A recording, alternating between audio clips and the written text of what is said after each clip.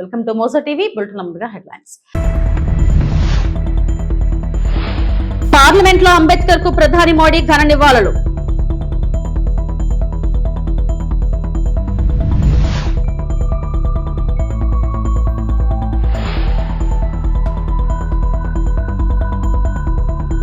అంబేద్కర్ జయంతి సందర్భంగా సీఎం చంద్రబాబు, లోకేష్ సహా నేతల ఘన నివాళులు.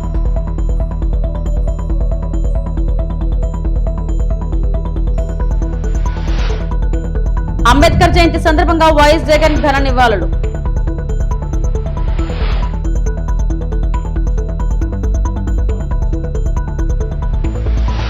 పార్లమెంట్ లో భారత ప్రధాని మంత్రి నరేంద్ర మోడీ భారత రాజ్యాంగ నిర్మాత డాక్టర్ బిఆర్ అంబేద్కర్ కు ఘనంగా పుష్పాంజలి ఘటించారు. అంబేద్కర్ జయంతి సందర్భంగా ఆయన విగ్రహానికి పూలమాలలు వేసి నివాళులు అర్పించిన ప్రధాని దేశానికి ఆయన అందించిన రాజ్యాంగ మరియు సామాజిక న్యాయం కోసం చేసిన సేవలను స్మరించుకున్నారు. ఈ కార్యక్రమంలో పలువురు కేంద్ర మంత్రులు, ప్రజాప్రతినిధులు కూడా పాల్గొన్నారు.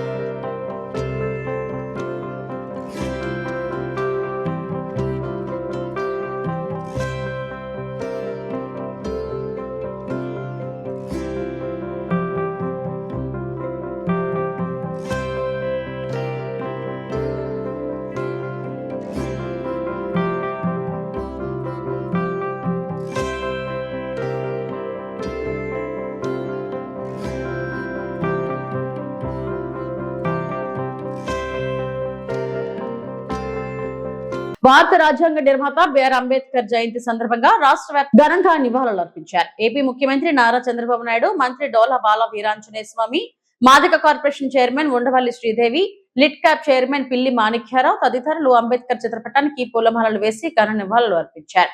ఇదే సందర్భంగా మంత్రి నారా లోకేష్ కూడా అంబేద్కర్ చిత్రపటానికి పూలమాలలు వేసి నివాళులు ఘటించారు. అంబేద్కర్ సమానత్వం, సామాజిక న్యాయం కోసం చేసిన సేవలను నాయకులు స్మరించుకున్నారు.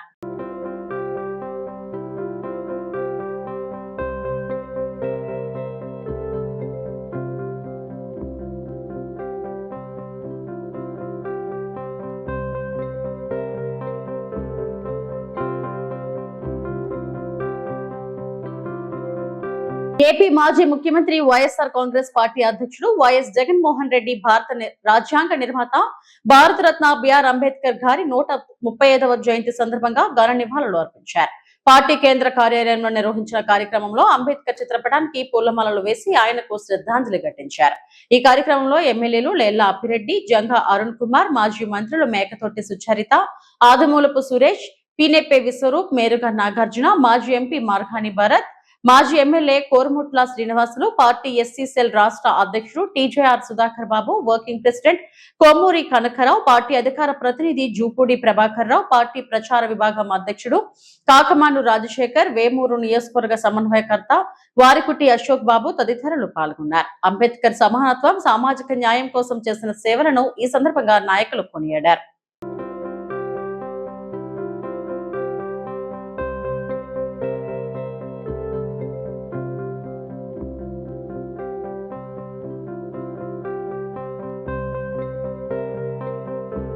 సమాన అవకాశాలతో దేశాన్ని అభివృద్ధి పదంలో నడపవచ్చని అంబేద్కర్ మార్గదర్శనం చేశారని తెలంగాణ సీఎం రేవంత్ రెడ్డి అన్నారు. ప్రభుత్వ ఆధ్వర్యంలో అంబేద్కర్ జయంతి ఉత్సవాలు నిర్వహించారు. లోయర్ ట్యాంక్ బండ్ వద్ద అంబేద్కర్ విగ్రహానికి పూలమాలలు వేసి సీఎం నివాళులు అర్పించారు. అనంతరం ప్రసంగించారు. శాంతియుతమైన పోరాటం చేసి శాంతితోనే ఒక యుద్ధాన్ని గెలవచ్చు అని ప్రపంచ దేశాలకు చాటి చెప్పింది మహాత్మా గాంధీ గారైతే ఆ గొప్ప దేశాన్ని అద్భుతంగా పరిపాలించవచ్చు, ప్రపంచ దేశాలకే ఆదర్శంగా అభివృద్ధి చేయొచ్చు. ముఖ్యంగా దళితులు, గిరిజనులు, ఆదివాసీలు, బలహీన వర్గాలు, మైనారిటీలు, మహిళలకు సమానమైన అవకాశాలు ఇవ్వడం ద్వారా ఈ దేశాన్ని అభివృద్ధి పదం వైపు నడిపించవచ్చు అని ఒక మార్గదర్శనం చేసిన గొప్ప ప్రపంచ మేధావి డాక్టర్ బాబాసాహెబ్ అంబేద్కర్ గారు అని చెప్పి మనం గర్వంగా చెప్పుకోవచ్చు. దేశ స్వతంత్ర పోరాటంలో మహాత్మా గాంధీ గారి పాత్ర ఎంత ఉందో, స్వతంత్రం వచ్చిన భారతదేశం ఈనాడు బలమైన దేశంగా ఎదగడానికి కారణం డాక్టర్ బాబాసాహెబ్ అంబేద్కర్ గారు. ఈ దేశానికి రెండు కళ్ళు, ఒకరు మహాత్మా గాంధీ గారైతే రెండవది డాక్టర్ బాబాసాహెబ్ అంబేద్కర్. విషయం మన దేశమే కాదు, ప్రపంచమే గుర్తించింది. ఈరోజు ప్రపంచమే స్వాగతం పలుకుతుంది అంబేద్కర్ గారి విధానాన్ని, అంబేద్కర్ గారి యొక్క ఆలోచనను. డాక్టర్ బాబాసాహెబ్ అంబేద్కర్ గారు ఒకే ఒక్క మాట చెప్పారు, విద్య ఒక్కటే అన్ని సమస్యల నుంచి మిమ్మల్ని విముక్తి చేస్తుంది, విద్య ఒక్కటే మన జీవితంలో మార్పు తెస్తుంది, విద్య ఒక్కటే మన జీవితంలో వెలుగులను నింపుతుంది, విద్య ఒక్కటే సమాజంలో మనకు గుర్తింపు, గౌరవాన్ని, సముచితమైన స్థానాన్ని అందిస్తుంది అని చెప్పి డాక్టర్ బాబాసాహెబ్ అంబేద్కర్ గారు సంపూర్ణంగా విశ్వసించిండ్రు, నమ్మిండ్రు, వారు పాటించిండ్రు. ప్రపంచ దేశాలలో పేరెన్నికగన్న యూనివర్సిటీలలో చదువుకొని వచ్చిన డాక్టర్ బాబాసాహెబ్ అంబేద్కర్ ఆలోచన విధానమే ఈనాడు భారతదేశం యొక్క ఆలోచన. వారి ఆలోచన విధానమే ఈరోజు పల్లెల్లో ప్రభుత్వం యొక్క ఆలోచన, ప్రజాపాలన యొక్క విధానము అని చెప్పి నేను వేదిక మీద నుంచి సవినయంగా మీ అందరికీ తెలియజేయదలుచుకున్నాను. అమరావతిలో నిర్వహించిన పత్రికా సమావేశంలో మంత్రి పార్థసారథి వైఎస్ఆర్ కాంగ్రెస్ పార్టీపై తీవ్ర విమర్శలు చేశారు. మాజీ ముఖ్యమంత్రి వైఎస్ జగన్మోహన్ రెడ్డి ఆదేశాలకు అందంగా లోబడుతూ వైఎస్ఆర్సీపీ పనిచేస్తుందని, స్వతంత్ర ఆలోచన లేకుండా న్యూసైడ్ స్క్వాడ్ లా వ్యవహరిస్తుందా అని ప్రశ్నించారు. వ్యక్తిగత విషాదాలను రాజకీయ లాభాల కోసం వినియోగించుకోవడం, అభివృద్ధి ప్రాజెక్టులకు అడ్డంకులు సృష్టించడం, పెట్టుబడిదారులను భయపెట్టడం జరుగుతుందని ఆరోపించారు. రాష్ట్ర అభివృద్ధి, ప్రజాస్వామ్య విలువలను దెబ్బతీసే శక్తులపై ప్రజలు అప్రమత్తంగా ఉండాలని మంత్రి పార్థసారథి పిలుపునిచ్చారు. పార్టీకి, వైఎస్ఆర్ కాంగ్రెస్ పార్టీ నాయకులు వారి భావజాలానికి ఏమిటి తేడా అని చెప్పేసి ఈ రాష్ట్రంలో ప్రజలందరూ కూడా చర్చించుకుంటూ ఉన్నారు. ప్రపంచవ్యాప్తంగా మనం కొన్ని ఉగ్రవాద సంస్థల గురించి వింటూ ఉంటాం, వారి దుర్మార్గపు చర్యల్ని పత్రికల ద్వారా తెలుసుకుంటూ ఉంటాం. ఆల్ ఖైదా కానీ, ఐసిస్ కానివ్వండి, ఇటువంటి అన్నీ కూడా వారు ఏంటంటే వారి ఆలోచన విధానం, ఈ ఉగ్రవాద సంస్థల ఆలోచన విధానం, వారు భావజాలాన్ని వ్యాపింపచేసే విధానం, వారి ఆలోచనల్ని అమలు చేసే విధానం చూస్తామంటే వైఎస్ఆర్ కాంగ్రెస్ పార్టీకి చాలా దగ్గరగా ఉంటాయని నమ్మాల్సిన పరిస్థితి ఈరోజు వైసీపీ పార్టీ నాయకులు కానివ్వండి, లేకపోతే వారు మాట్లాడే విధానం కానీ చూస్తే అర్థమవుతుందని చెప్పేసి నేను మనవి చేస్తాను. ఉగ్రవాద సంస్థలు ఏం చేస్తాయంటే వారి అప్రజాస్వామిక ఆలోచనల్ని, ప్రజా వ్యతిరేక భావజాలాన్ని, వారు నమ్మిన సిద్ధాంతాలని, అవి ఎంత నష్టం చేస్తాయో సమాజానికి అవేమీ పట్టుకోకుండా వారు నమ్మిన సిద్ధాంతాలని ఎస్టాబ్లిష్ చేయడం కోసం ప్రజల్లో భయాందోళనల్ని సృష్టించడానికి ప్రయత్నం చేస్తారు. దానికి అనేక రకాల మార్గాలను వాళ్ళు ఎంచుకుంటూ ఉంటారు. బాంబులు వేయటం కానివ్వండి, మారణాయుధాలతో అటాక్ చేయటం కానివ్వండి. ఎందుకంటే ఇటువంటి వైలెన్స్, ఇటువంటి ఉగ్రవాదం కానీ అరాచకం కానీ దాంట్లో బలైన వ్యక్తుల్ని పక్కన పెడితే దాన్ని ప్రచారం ఎక్కువగా జరుగుతుంది అనేది ఆ ఉగ్రవాద సంస్థల అభిప్రాయం. అదేవిధంగా ఈరోజు అంతేకాకుండా ఉగ్రవాద సంస్థలు కూడా ఏం చేస్తాయి, కొంతమంది అమాయకులకి, కొంతమంది యువకులకి, వారికి కొన్ని విషయాల మీద కొన్ని నమ్మకాలు, గౌరవం, భక్తి, ప్రేమ ఉంటాయి. వాటిని ఆసరాగా చేసుకుని, వాళ్ళ అమాయకత్వాన్ని ఆసరాగా చేసుకుని వాళ్ళందరినీ కూడా ఊబిలోకి లాగే ప్రయత్నం కూడా చేస్తాయి ఉగ్రవాద సంస్థలు అన్నీ కూడా అని చెప్పేసి నేను మనం చేస్తాను. వారి భావజాలాన్ని ప్రచారం చేయడం కోసం సోషల్ మీడియాని, వీడియోస్ని తయారు చేసి ప్రజల్లోకి వ్యాపింపచేస్తూ ఉంటారు. అమాయకుల దగ్గరికి, లేకపోతే పాపం పసిమొగ్గలు యువకుల దగ్గరికి.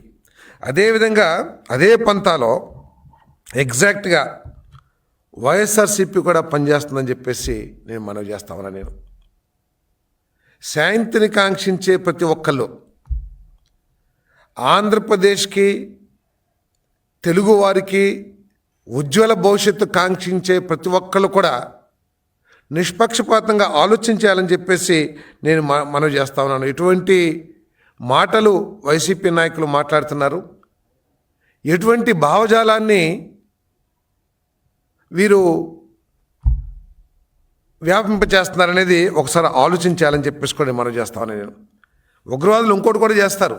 భారత రాజ్యాంగ నిర్మాత, భారత రత్న డాక్టర్ బిఆర్ అంబేద్కర్ జయంతి పురస్కరించుకొని శ్రీకాళహస్తిలోని ఆర్టీసీ బస్టాండ్ వద్ద ఉన్న అంబేద్కర్ విగ్రహానికి కూటమి నాయకులు, ప్రజా సంఘాలు, వామపక్ష నాయకులు నివాళులు అర్పించి సంబరాలు చేసుకున్నారు. రాజ్యాంగ నిర్మాత అంబేద్కర్ జీవిత విశేషాలను, బడుగు బలహీన వర్గాలకు ఆయన చేసిన కృషిని కొనియాడారు. ప్రధానమంత్రి నరేంద్ర మోడీ సారథ్యం డాక్టర్ బిఆర్ అంబేద్కర్ ఆధ్యాలకు మరింత వన్నె తెచ్చే విధంగా పంచతీర్థాలుగా అభివృద్ధి చేసింది. బాబాసాహెబ్ స్మృత్యార్థం ఏర్పాటు, వాటిని పుణ్యక్షేత్రాలలో ప్రజలు సందర్శించే విధంగా కార్యాచరణ చేపట్టిందని ప్రధాని నరేంద్ర మోడీ సారథ్యంలోని డాక్టర్ బిఆర్ అంబేద్కర్ ఆశయాలు కొనసాగుతున్నాయని తెలియజేశారు. మహానుభావుడు ఒక కులానికి చెందిన వ్యక్తిగా అన్ని కులాలు కూడా ఆదరించే వ్యక్తి, అన్ని కులాలని సమానంగా చూసే వ్యక్తి. అదే మార్గంలో మేము కూడా ఏంటంటే తెలుగుదేశం పార్టీ కుటుంబ సభ్యులు ఏమైందంటే, కూటమి ప్రభుత్వం ఏంటంటే మేము ఎక్కడ కూడా కులాలను చూసి పదవులు, కులాలను చూసి దగ్గర పెట్టుకోం. కులాలను చూసి మా ఇంట్లో ఎవరెవరు భోజనం చేస్తారు, ఏ కులం అని నోట్ చేసుకొని భోజనం చేయం. అందరం కలిసి ఒక అన్నదమ్ముల్లా ఉంటాం. ఈ రోజు పొద్దున్న మేము పక్కన అర్జునవాడు పోయొచ్చాం. వాళ్ళందరం కూడా ఎంత హాయిగా ఉన్నారండి ఈరోజు. అదే వైసీపీ టైంలో చూస్తే గొడవలు. నేను వియ్యంపల్లి వాళ్ళ ఎస్డికే నగర్ వాళ్ళు వియ్యంపల్లి ఇంకా పక్కన ఎంఎంవాడ ప్రజలు కూడా నేను వినిపించుకున్నాను. మిమ్మల్ని అందరూ కూడా వాడే పొలిటీషియన్స్ తప్ప, మిమ్మల్ని దగ్గర తీసుకునే ప్రభుత్వాలకు తెలుగుదేశం కూటమి ప్రభుత్వం తప్ప మిమ్మల్ని దేనికి రౌడీజానికి వాడుకోవడం, మిమ్మల్ని గొడవలు వేసానికి వాడుకోవడం, దీనికి వాడుతూ ఉంటారు. ఇన్ని రోజులు కూడా కేసులు పెట్టించేదానికో, కేసులు పెట్టిన తర్వాత వీళ్ళు లాభం ఇచ్చేదానికో వాడుతున్నారు తప్ప ఒక డెవలప్మెంట్ పరిధి పోట్ల. ఈ రోజు నేను అందరూ అక్కడున్న వాస్తవాలు కూడా చెప్తా ఉన్నా, మీరందరూ కూడా మారాలి. మీరందరూ కూడా అందరితో పాటు డెవలప్మెంట్ ఉంటుంది. నేను రేపు పొద్దున వచ్చే ఏ డెవలప్మెంట్ అయినా సరే మాటిస్తాను. అక్కడ వార్డ్ 1 నుంచి స్టార్ట్ చేస్తాం. వార్డ్ 1 అంటే వియ్యంపల్లి, 1వ వార్డు వియ్యంపల్లి. సో అక్కడి నుంచి కూడా అందరితో పాటు సమానంగా డెవలప్మెంట్ ఉంటుందని చెప్పి తెలియజేసుకుంటూ, ఎవరైతే ఇప్పుడు కూడా నేను ఫైనల్గా మాట చెప్తుంది, ఎవరైతే ఒక రెడ్డి అని పౌరు ఉంటుందో, కమ్మాన్ పౌరు ఉంటుందో, ఇంకొక ఓసీ బీసీ బలిజాన్ పౌరు ఉంటుందో అవన్నీ పౌరులు తగ్గించుకోవాలా. అందరినీ కూడా ఒక నాటి మీద తెచ్చుకోవాలా. ఏ రకంగా అయితే కోలానంద్ గారు ఇక మేము అందరం పార్టీ అన్ని కూడా ఒక దాటి మీదకి వచ్చి పనిచేస్తా ఉన్నాము. అన్ని కుల మత భేదాలు లేకుండా కళాశాలలో పనిచేస్తామని చెప్పి తెలియజేసుకుంటాం. నాన్నగారు విజయాన్ని చెప్తాడు. మరొకసారి గుర్తు చేయండి, మీరు అంబేద్కర్ భవన్ ఇచ్చి నాన్నగారి అని చెప్పి మరొకసారి తెలియజేసుకుంటూ చాలా జాగా ఇచ్చింది. దాన్ని నిర్వహించడానికి మేము కూడా సహకరిస్తామని చెప్పి తెలియజేసుకుంటాం. వైఎస్ఆర్ కాంగ్రెస్ పార్టీ ఎప్పటికప్పుడు మహిళా సాధికారతకు ప్రాధాన్యతనిస్తూ ముందుకు సాగుతుందని ఆ పార్టీ రాష్ట్ర మహిళా విభాగం కార్యదర్శి కోర్ల శిరీష తెలిపారు. మాజీ ముఖ్యమంత్రి వైఎస్ జగన్మోహన్ రెడ్డి ప్రభుత్వ కాలంలో మహిళల కోసం అనేక సంక్షేమ పథకాలు అమలు చేయడమే కాకుండా వారి అభివృద్ధికి కృషి చేశారని పేర్కొన్నారు. ప్రస్తుతం శాసనసభలో మహిళలకు రిజర్వేషన్లు కల్పించే బిల్లుకు వైఎస్ఆర్ కాంగ్రెస్ పార్టీ మద్దతు ఇవ్వడానికి సిద్ధంగా ఉందని వెల్లడించారు. మహిళలకు సమాన గౌరవం ఇవ్వడంలో వైఎస్ జగన్ ఎప్పుడూ ముందుంటారని కోర్ల శిరీష స్పష్టం చేశారు. నరేంద్ర మోడీ గారి ప్రభుత్వం తీసుకొచ్చినటువంటి మహిళా రిజర్వేషన్ చట్టం 2023 సవరణకు వైఎస్ఆర్ కాంగ్రెస్ పార్టీ నుంచి పూర్తి మద్దతు తెలియజేస్తున్నామని ఈ సందర్భంగా మనవి చేస్తూ, మరి జగన్మోహన్ రెడ్డి గారు 2019 నుంచి 24 మధ్యలో ముఖ్యమంత్రిగా ఉన్న సమయంలో ఆయన పాలనలో మహిళా సాధికారత అనేది ఒక ఆదర్శం అని చెప్పుకోవడంలో ఎటువంటి అతిశయోక్తి లేదు. ఆయన ముఖ్యమంత్రిగా ఉన్న సమయంలో ఏ రకంగా మహిళలను గౌరవించారు, ఏ రకంగా మహిళలకి ఆర్థికంగా రాజకీయంగా భరోసా ఇచ్చారో అన్నది మనం ఒక్కసారి గుర్తు చేసుకుంటే, ఆయన పాదయాత్ర చేసినటువంటి సమయంలో మహిళల తాలూకా సమస్యలు తెలుసుకొని ఆయన ముఖ్యమంత్రి అయిన తర్వాత మహిళల తాలూకా జీవన ప్రమాణాలు పెరగాలి, కుటుంబాల మధ్య ఉన్నటువంటి ఆర్థిక అసమ్మతులు తొలగాలి అంటే అని చెప్పి ఆయన ప్రవేశపెట్టినటువంటి సంక్షేమ పథకాల్లో 90% మహిళలే లబ్ధిదారులుగా ఉండే విధంగా ఆయన రూపకల్పన చేశారు. అలాగే గ్రామాల్లో ఉన్నటువంటి పేద విద్యార్థులకి విద్యను అందుబాటులోకి తీసుకొచ్చారు.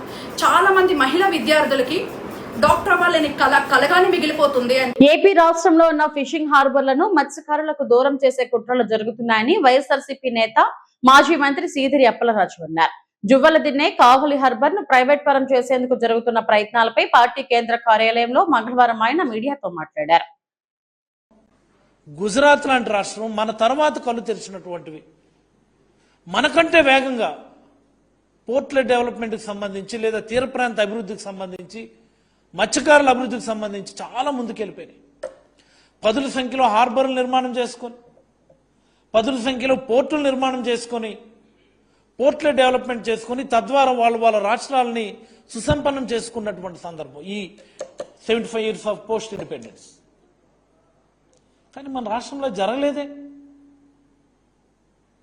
మీరు తీసుకోండి, గుజరాత్ వెళ్ళి చూడండి, ఆంధ్రప్రదేశ్ మత్స్యకారులు అక్కడ పనిచేస్తూ ఉంటారు. బొంబాయి వెళ్ళి చూడండి, ఆంధ్రప్రదేశ్ మత్స్యకారులు పనిచేస్తూ ఉంటారు. గోవా వెళ్ళి చూడండి, ఆంధ్రప్రదేశ్ మత్స్యకారులు అక్కడ చేపల వేట చేస్తూ ఉంటారు. Mangaluru, Cochin, Chennai, you go anywhere in this coastal line, Andhra Pradesh ఫిషర్మెన్నే మనం చూస్తాం. మనం ఎంత అన్యాయం అంటే, ఈ వలస వెళ్ళినటువంటి మత్స్యకారులు గుజరాత్ వైపు వెళ్ళినటువంటి వాళ్ళు పాకిస్తాన్ జలాల వైపు వెళ్ళి పాకిస్తాన్ చిక్కిపోవడం, పాకిస్తాన్ జైల్లో మగ్గిపోవడం మనం అందరం చూసాం.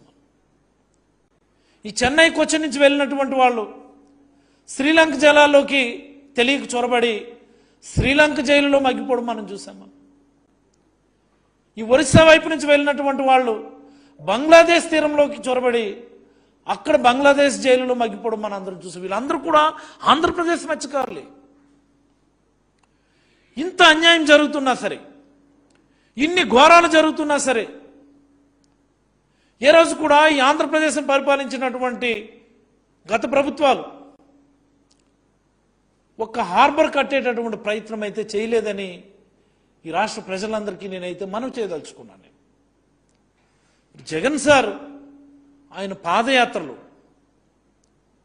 సుదీర్ఘమైనటువంటి ఆయన పాదయాత్రలో వేలాది మంది మత్స్యకారులు నేరుగా కలిసి వాళ్ళ కష్టాలు విని వాళ్ళ కన్నీళ్ళు ఇక్కట్లు విని మనం వచ్చిన తర్వాత ప్రతి జిల్లాలో కూడా ఒక హార్బర్ కట్టించుకోబోతున్నామని చెప్పి ఆ రోజైనా హామీ ఇచ్చారు. నిజంగా ఇచ్చిన మాట కట్టుబడి ప్రతి జిల్లాలో కూడా హార్బర్ మంజూరు చేయించినటువంటి ఘనత శ్రీ వైఎస్ జగన్మోహన్ రెడ్డి గారు. మొదటి విడతలో నెల్లూరు జిల్లా జువ్వలదిన్నె దగ్గర, ఎర్స్ట్వైల్ గుంటూరు డిస్ట్రిక్ట్, ఇప్పుడు బాపట్ల డిస్ట్రిక్ట్, నిజాంపట్నం దగ్గర, erstwhile Krishna district, present Krishna district, Machilipatnam దగ్గర మొదటి విడతలు, erstwhile east Godavari, present Kakinada జిల్లా ఉప్పాడ దగ్గర మొదటి విడతలో 4 హార్బర్లు మంజూరు చేసి ఇందులో జువ్వలదిన్నె హార్బర్ని కంప్లీట్ చేస్తాం 100%. నిజాంపట్నం, మచిలీపట్నం, ఉప్పాడ నియర్ కంప్లీషన్ అవన్నీ కూడా మొదటి విడతలో ఇచ్చినటువంటి హార్బర్లు ఇవి. రెండో విడతలో శ్రీకాకుళం జిల్లా నువ్వలరేవు మంచిలపేట దగ్గర, బుడగట్లపాలెం దగ్గర, ఎర్స్ట్వైల్ వైజాగ్ ప్రెజెంట్ అనకాపల్లి పూడిమడక దగ్గర, వెస్ట్ గోదావరి బియ్యపు తిప్ప, మరి అలాగే erstwhile Prakasam district, Vadarevu and Kothapatnam. ఒక రెండో విడతలో ఈ 6 హార్బర్లు ఇచ్చినటువంటి ఘనత. ఇందులో బుడగట్లపాలెం పనులు మొదలుపెట్టాం, పూడిమడక పనులు మొదలుపెట్టాం, శంకుస్థాపన చేశాం, బియ్యపు తిప్ప శంకుస్థాపన చేశాం. తిరుపతిలో ఘనంగా డాక్టర్ బిఆర్ అంబేద్కర్ జయంతి వేడుకలు. భారత రాజ్యాంగ నిర్మాత డాక్టర్ బాబాసాహెబ్ అంబేద్కర్ జయంతి సందర్భంగా తిరుపతి ఆర్టీసీ బస్టాండ్ కూడలిలోని ఆయన విగ్రహానికి జిల్లా collector doctor yes Venkateshwar, SPL Subbarayudu పూలమాలలు వేసి ఘనంగా నివాళులు అర్పించారు.